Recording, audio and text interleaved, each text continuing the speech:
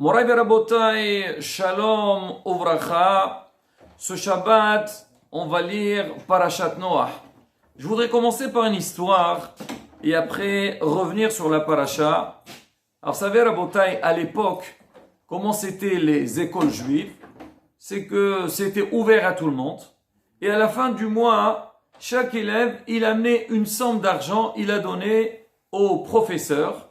Et c'était ça, le salaire de l'enseignant. Moi, je me rappelle aussi à l'époque, quand on était petit, je sais qu'à la fin du mois, chacun, il doit amener donc une somme d'argent au prof. Et après, alors dans certains cas, si jamais donc le prof il reçoit pas grand-chose, donc c'est la communauté qui est complète, il y a la caisse de la communauté. Alors maintenant, à Bagdad, alors c'était presque la même chose, mais un peu différent, c'est que les élèves, à la fin du mois, Rosh Chodesh, tous les parents, ils venaient au Talmud Torah et chacun, il donnait donc une somme d'argent qui était fixée au professeur, au Melamed. Maintenant, ceux qui payaient leurs enfants avaient le droit de continuer à venir au Talmud Torah pour apprendre, pour étudier. Et ceux qui n'amenaient pas, ils étaient exclus. Il faut payer. Comme aujourd'hui, il y a une scolarité. Alors, à l'époque, il y avait le Rav Abdallah Somer. C'était lui le maître du Ben Ish Chai. Donc, c'est un Gaon Atsoum. Lui, c'était Rosh Rabbanim. Le chef des Rabbanim était responsable. Alors, il a vu ce système. Il lui a pas plu. Il a dit quoi? D'accord, ceux qui ont les moyens, ils vont pouvoir étudier. Mais ceux qui n'ont pas les moyens, chez Mishmour, ils vont rester à la rue. Ils vont devenir des Ramé Arasot. Il a fait un nouveau système. Et lui, il avait, Baruch Hashem, les moyens. Il connaissait aussi des gens, des grands donateurs. Il a fait une construction, un binyan, un immeuble de 3 étages. Il a dit, tous les enfants de la ville, tout celui qui veut venir étudier, il vient, c'est gratuit. Et c'est pas seulement ça. Il a pris les meilleurs profs de la ville et il leur donnait donc un bon salaire pour les encourager et pour que les enfants apprennent vraiment comme il faut. Et pratiquement, on dit qu'il a fait un immeuble de 3 étages. Il est arrivé à avoir 5000 élèves. Donc ce système, il a très bien fonctionné. Et Béhémet, il y avait, comme on dit, la Gdil Torah ou la Dira. À un moment donné, il a vu qu'il ne pouvait plus supporter donc cette grande tâche. Alors il a mis des règles dans la ville. Qu'est-ce qu'il a fait? Et ça, Béhémet, on le voit dans beaucoup de communautés. Il a dit maintenant, Rabotai, regardez, quand quelqu'un il va acheter de la viande, il doit rajouter une petite taxe. Et cette taxe-là ira pour le Talmud Torah. Un peu comme les impôts. Mettez de manière raisonnable. Et c'était à la portée de tout le monde. Même aujourd'hui, dans certains pays, par exemple, vous allez en Tunisie, à Djerba, il y a des prix de la viande de la semaine, les prix de la viande pour Shabbat. Donc, Hachamim, à l'époque, c'était vraiment, ils géraient donc la vie communautaire de manière exceptionnelle. Et c'était pareil. Pas de différence dans Djerba, Bagdad, les pays Ashkenaz, Maroc. Partout, c'est pareil.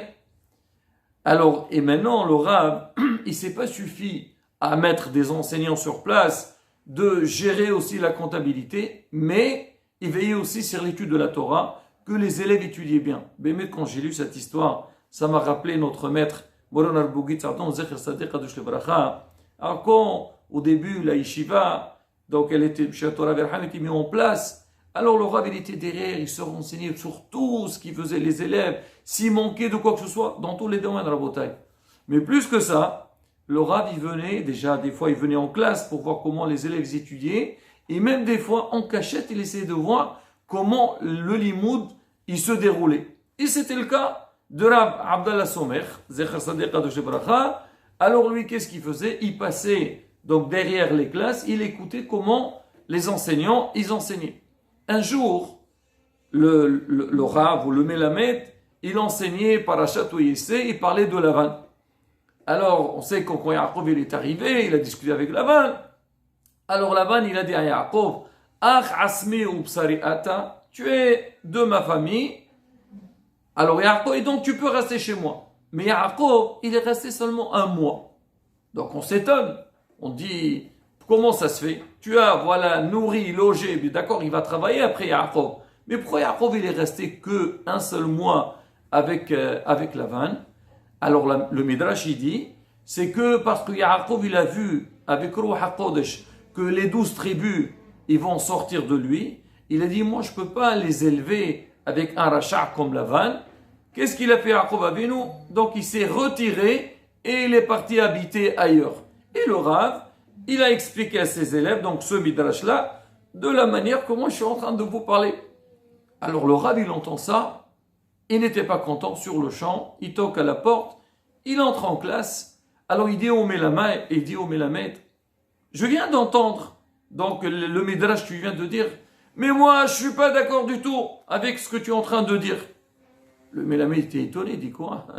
C'est pas moi, c'est pas mon hidouche personnel, ça c'est le midrash qui parle. Il dit écoute, je sais le fond, ce que tu as dit c'est juste, mais c'est pas comme ça qu'on doit enseigner aux enfants. Il dit comment? Apprenez-moi. Et c'est ça la force aussi, à l'époque, même les enseignés, ils avaient la yéra. Ah, il y a le grand Rav qui est arrivé, et donc on écoute, on veut apprendre, on est prêt à écouter, on est prêt à nous améliorer, et non pas, qu'est-ce qu'il raconte, qu'est-ce qu'il nous dit. Alors il dit, allez-y, prenez ma place et commencez. Alors le Rav il dit comme ça aux élèves, écoutez bien mes chers élèves, Lavan c'était un grand rachat. Allez, répétez après moi. Et tous les élèves, j'imagine, il y avait au moins 25 élèves en classe, tous les enfants, Lavan c'était un grand rachat. Après il dit, Yaakov c'est un grand tzaddik. Et les élèves, Yaakov c'est un grand tzaddik. Et un tzaddik doit faire très attention de ne pas être influencé d'un rachat. Et les élèves répètent derrière lui. Yaakov va sortir 12 tribus. Les enfants, Yaakov va sortir 12 tribus. Alors Yaakov, comme il ne peut pas vivre à côté de Lavan, il n'est resté qu'un seul mois chez lui. Il est parti ailleurs pour que ses enfants ne soient pas influencés par Lavan à rachat. Et le Rav, il tourne la tête. On met la main, il dit, voilà, regarde. Là, les enfants, ils ont pris un midrash, mais c'est resté dans leur tête. Que quoi? C'est que faire très attention, savoir c'est qui est sadir, c'est qui est rachat. Faire attention de ne pas être dans un milieu hasbi shalom qui peut nous influencer. Faire attention à l'éducation de nos enfants, l'entourage dans lequel on vit, c'est très important. Et pas dire, bon écoute, bon d'accord, moi et toi c'est pas pareil, et on passe. Non, on fait très attention. Rabotai, je raconte cette histoire pour répondre à une question dans la paracha. On sait, donc Dora Maboul, alors tout ce qui s'est passé malheureusement, c'est marqué Hashim Ishmor, il n'y avait pas que l'homme seulement qui a fauté. L'homme il a fauté.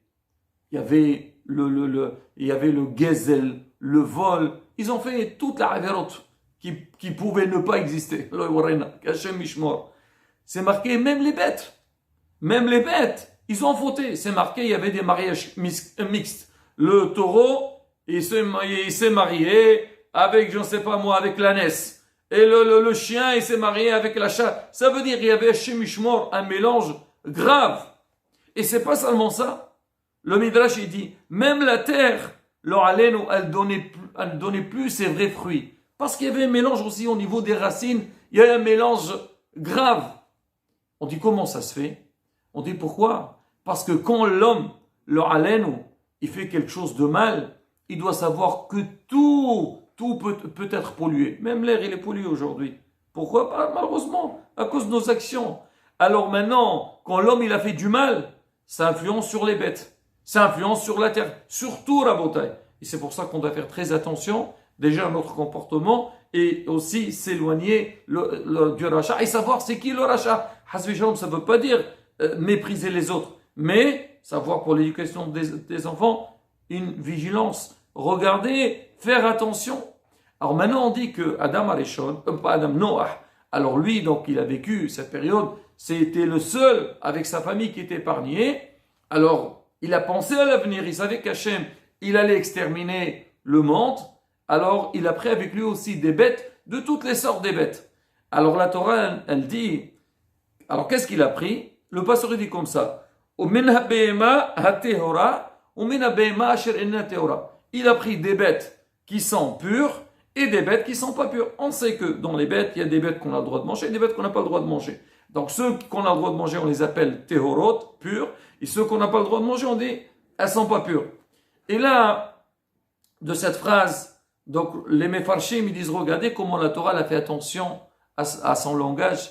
Elle aurait pu dire, Mina behema teora, les bêtes qui sont pures et les bêtes qui sont impures. Hatemea. Pourquoi elle a dit enena teora? C'est pour nous apprendre que l'homme il doit faire très attention à son langage. Quand tu vas parler, essaye de ne pas dire des paroles qui sont mauvaises, des paroles qui ne sont pas saines. Essaye de transformer, au lieu de dire impur, dis il n'est pas pur. Et ainsi de suite. On apprend de là à la bataille comment faire attention à ce qu'on dit. Et tout le monde pose la grande question. Ils disent, d'accord, ici on a vu que la Torah a fait attention. Mais si on va aller dans Parashat Shemini, où la Torah là-bas parle des bêtes qui sont pures et des bêtes qui ne sont pas pures, la Torah n'a pas dit chaque fois, Abema Teora, Abema Shenatora. Elle a dit Abema Teora, elle a dit Teora, et quand c'est impur, elle a dit Temea. Alors pourquoi, quand on a cité donc les noms des bêtes qu'on a le droit de manger et de ceux qu'on n'a pas le droit de manger, la Torah elle a parlé avec un langage normal et elle n'a pas fait comme ici au niveau donc de la Teva de Noah. Écoutez bien Rabotaï la réponse. Hachamim y répondent. Ils disent en fait, quand il s'agit de mettre le point sur quelque chose qui n'est pas bien, il faut préciser, dire oui, ça c'est impur, ça c'est pas bon, ça c'est interdit, ça c'est le aléno, il faut s'éloigner. Mais quand tu parles d'une manière générale, c'est-à-dire que tu n'as pas un message derrière ça. Moi quand je viens parler à un enfant, je dis, Lavan c'est un rachat. Je dis pas que Lavan c'était pas un tzaddik. Non! Il faut que l'enfant sache comment on dit quelqu'un. Voilà, on lui envoie un flash dangereux. On met une lumière très forte. On écrit en rouge. Pourquoi? On dit attention. Ça on le fait quand on lit soit des affiches. On veut mettre quelque chose en valeur. On lui met une couleur différente que les autres. Pourquoi? Parce qu'on vient nous avertir. Faites attention. Ça c'est mauvais. Ça c'est pas bon. Alors dans ce cas-là, alors la Torah, bien sûr qu'elle parle, elle dit tamé, elle dit impur, c'est quelque chose il faut éviter. Mais là, on est en train de citer, il a pris des bêtes avec lui. Qu'est-ce qu'on a besoin de dire ces bêtes-là, ils sont impurs? Non, ceux-là, ils sont purs, ceux-là, ceux qui sont pas purs. Je dis pas le mot tamé. Et Rabotaï, comme c'est important ce message-là pour nous, aujourd'hui, on vit dans un monde complètement perturbé. C'est vrai, on voit le mal face à nos yeux. Mais qu'est-ce qu'on dit? D'accord, moi je fais partie de ceux qui sont bons. Il y a des gens, chacun il fait ce qu'il veut dans sa vie. C'est sûr, on peut forcer personne dans la vie. Mais dans l'éducation, et même pour nous-mêmes, on doit nous mettre dans la tête ce qui est mauvais, il faut s'éloigner. Même quand quelqu'un veut manger. Ah, tu sais que cet aliment, il est dangereux, il est mauvais pour la santé. Alors pratiquement, on va dire, il est empoisonné cet aliment-là. Pourquoi? Pour qu'on n'a pas du tout approche à ça. Et Rabotaï, on dit, notre Torah c'est derrière. Qu'on lit ces passages, ces parachutes, on va avec nous, comment le monde, Hachem il vient de le créer, l'homme il a fauté, à toi il est parti. Pourquoi le monde il a disparu? Pourquoi Hachem il s'est énervé? Et c'est quoi le remède, Rabotaï? Et bien Hachem, quand on va dans cette direction-là, apprendre à nos enfants le derech dans lequel ils vont, Bezrat Hachem, Nizki à tout le bien, Amen, Kerason Shabbat, Shalom, on verra.